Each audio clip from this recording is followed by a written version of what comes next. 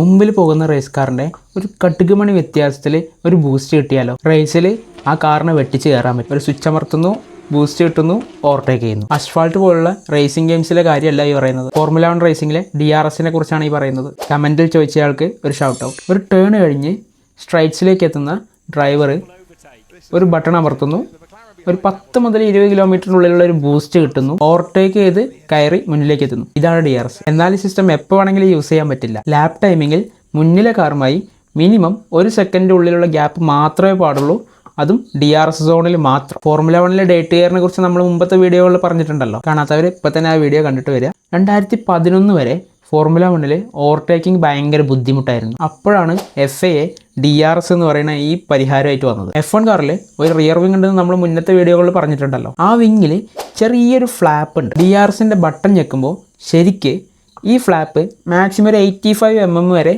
Open ആവുകയാണ് ചെയ്യുന്നത്. സ്ട്രൈറ്റ്സിൽ ഡൗൺഫോൾസിൻ്റെ ആവശ്യമില്ലല്ലോ. അപ്പോൾ ഈ ഫ്ലാപ്പ് ഓപ്പൺ ചെയ്യുന്നതിൽ കൂടെ എയറൊക്കെ അടിച്ചു കയറിയതിൻ്റെ ഉള്ളിലൂടെ പോയിക്കോളും. അങ്ങനെ എയർ റെസിസ്റ്റൻസ് കുറയുന്നത് കൊണ്ടാണ് ഈ ബൂസ്റ്റ് നമുക്ക് കിട്ടുന്നത്. ശേഷം കോർണറിൽ ബ്രേക്കിംഗ് ചെയ്യുന്നതോടുകൂടി ഓട്ടോമാറ്റിക്കായിട്ട് ഈ DRS കട്ട് ഓഫ് ആവുകയും ചെയ്യും. 2026 ചാമ്പ്യൻഷിപ്പിൽ ഈ DRS ഒഴിവാക്കി പകരം ആക്റ്റീവ് എയ്റോ വരുമെന്നാണ് FIA പറയുന്നത്. സ്റ്റിൽ ഓരോ റേസിംഗ് ട്രാക്കിലും DRS സോണുകളുടെ എണ്ണം വ്യത്യസ്തമാണ്. മൊണാക്കോയിൽ സേഫ്റ്റി പ്രശ്നങ്ങളുണ്ട്, അത് 1 ആണെന്നുണ്ടെങ്കിൽ മെൽബൺ ട്രാക്കിൽ ഇത് 4 എണ്ണമാണ്. ബഹ്റൈൻ ട്രാക്കിൽ ഇത് 3 എണ്ണം ഉണ്ട് എന്നുണ്ടെങ്കിലോ ഷാങ്ഹായിലുള്ള DRS സോണിൻ്റെ നീളം ഈ വർഷം മുതൽ കൂട്ടിയിട്ടുണ്ട്. എങ്കിലും DRS ആക്ടിവേറ്റ് ചെയ്യാൻ ചില റെസ്ട്രിക്ഷൻസ് ഒക്കെ ഉണ്ട്. റേസിൻ്റെ ഫസ്റ്റ് ലാപ്പിലോ അല്ലെങ്കിൽ സേഫ്റ്റി കാർ, റെഡ് ഫ്ലാഗ് തുടങ്ങിയ സമയങ്ങളിലൊന്നും DRS ഉപയോഗിക്കാൻ പാടില്ല. എങ്കിലും ഒരു റേസിൽ മാക്സിമം എത്ര എണ്ണം ഉപയോഗിക്കാമെന്നൊരു കണക്കൊന്നും FIA ഇതുവരെ വെച്ചിട്ടില്ല. ഇതൊക്കെയാണെങ്കിലും DRS F1 ഡ്രൈവേഴ്സിൻ്റെ ഡ്രൈവിംഗ് സ്കിൽസിനെ ഡിഗ്രേഡ് ചെയ്യുന്നു എന്നൊരു അഭിപ്രായം ഫാൻസിൻ്റെ ഇടയിൽ പൊതുവേ ഉള്ളതാണ്. But no one cares. എന്തുതന്നെയാണെങ്കിലും